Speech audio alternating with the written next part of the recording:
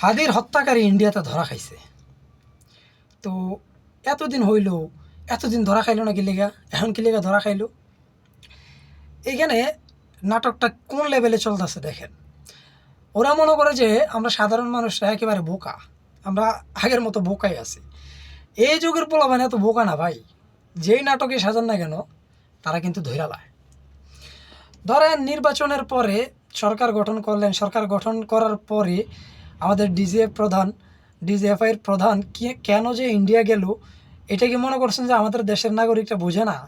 এই এখনকার জেনারেশনরা এটা বোঝে না? জেনারেশন ঠিকই বুঝে গেছে যে কোন কাজে আপনি ইন্ডিয়া গেছেন। আপনি ইন্ডিয়াতে যাওয়ার পরে তারপরে কি হইল? আদির হত্যাকারী ধরা খাইল। ওইখানে যে কি চালটা চাললেন, তারা ফেরত দিলেন। ফেরত দেওয়ার পরে মানে তারা হয়তো এখান থেকে নিয়ে ওইখানে রেখে আসলেন। রেখে আসার পরে তাদের পুলিশ গ্রেফতার করলো। গ্রেফতার করে এখানে আবার দুইটা নাটক সাজাবেন আপনারা। দুইটার মধ্যে প্রথমটা হইলো হয়তো তারা ফেরত দিবেন। কেন ফেরত দিবেন? মানুষ, এদেশের মানুষ শেখ হাসিনার বিচারের চাইতে, শেখ হাসিনাকে ফেরতের চাইতে হাদি হত্যার বিচারটা বেশি চাইছে। এই জন্য আপনি তাকে ফেরত দিবেন এবং ফেরত দিয়ে আপনারা শেখ হাসিনার বিষয়টা ধামাচাপা দিবেন, ঠিক আছে?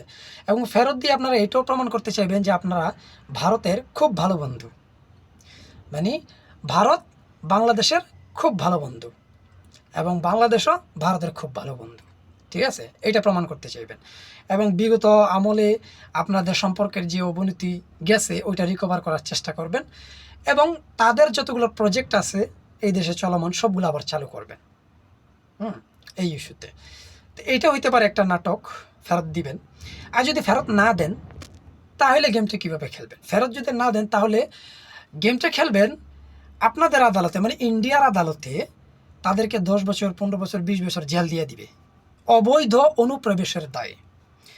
10 বছর, 20 বছর জেল দিয়ে দিল, দেখা গেল যে এর মধ্যে বাংলাদেশের রিজিম চেঞ্জ হয়ে যেতে পারে, আবার আওয়ামী লীগ রিকভার করতে পারে, আবার আওয়ামী লীগ ফেরত আসতে পারে, ক্ষমতায় আসতে পারে, তখন তারা ফেরত চলে আসবে। অথবা তারা যদি এত সহজে যদি আওয়ামী লীগ নাও আসে, তাহলে আপনারা কী করবেন? আপনারা ওইখানে একটা শিলংয়ের মতো একটা হোটেলে সুন্দর করে আদর করবেন, আপ্যায়ন করবেন, জামাই আদর করে তাদেরকে পুষবেন এবং তাদেরকে ট্রেনিং দিয়ে আরও সুসংগঠিত করবেন, করে তাদেরকে প্রস্তুত করবেন।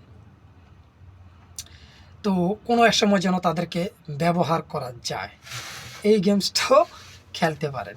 তো কি কি গেমস খেলবেন, কীভাবে নাটকগুলো সাজাইবেন, এগুলো কিন্তু এখনকার জেনারেশনে আপনারা নাটক সাজানোর আগেই কিন্তু কি যাই না ফেলে, কিছু করার নাই।